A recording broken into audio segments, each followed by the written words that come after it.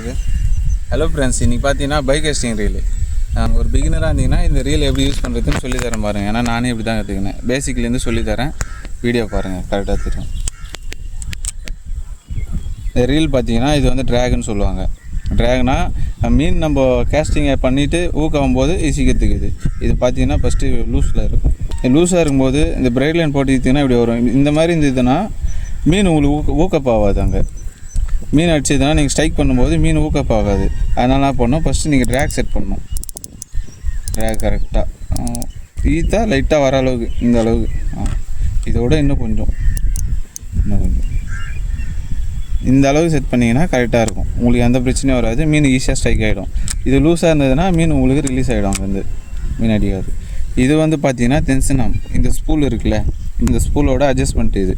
இந்த டென்ஷன் பார்த்தீங்கன்னா இந்த ஸ்பூல் அட்ஜஸ்ட் பண்ணுறது லூஸாக இருக்கா என்னான்னு சொல்லிட்டு. லூஸாக இருந்துச்சுன்னா நீங்கள் போடும்போது பார்த்தீங்கன்னா இதுனா உங்களுக்கு பேக் லாஸ் ஆகும். ப்ரைடு வந்து பேக் லாஸ் ஆகும். இப்போ பாருங்கள், நான் காமிக்கிறேன்.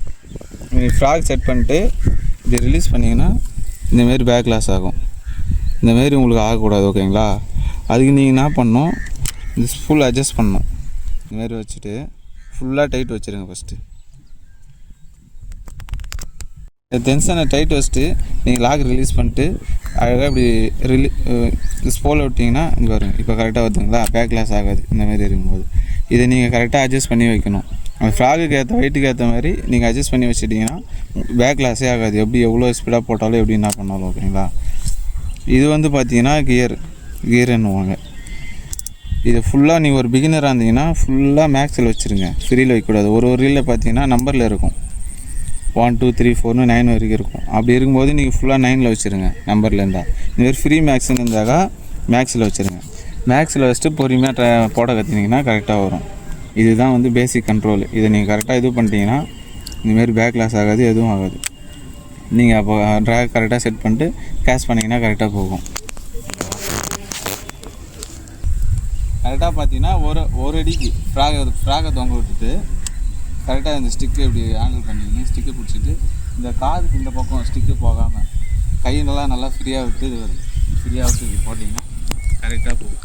ஃப்ராக் எந்த இது வராது. அதுக்கப்புறம் நீங்கள் நார்மலாக ரிஸ்ட்ரைவ் பண்ணிக்கலாம் ஃப்ராகை.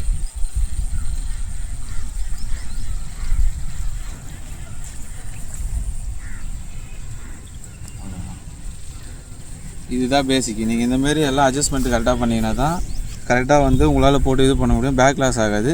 மெயின் விஷயம் பார்த்தீங்கன்னா இந்த டென்ஷன், இந்த ஸ்பூல் அட்ஜஸ்ட்மெண்ட்டை வந்து நீங்கள் கரெக்டாக அதை செட் பண்ணி வச்சிட்டிங்கன்னா உங்களுக்கு எந்த பிரச்சனையுமே வராது. பேக் லாஸே ஆகாது. அதுக்கப்புறம் கியரு பிகினராக இருந்தீங்கன்னா ஃபுல்லாக மேக்ஸில் வச்சு பண்ணுங்கள். அதுக்கப்புறம் நீங்கள் லைட்டாக போட கற்றுக்கிட்டிங்கன்னா ஓரளவுக்கு கொஞ்சம் பாதிக்கு மேலே ஃபஸ்ட்டு போட்டிங்கன்னா இன்னும் நல்லா லாங்காக போகும்.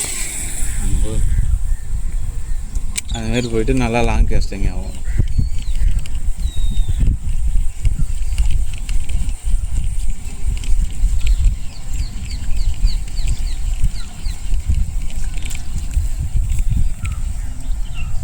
ஓகே, விட்டுலாமா?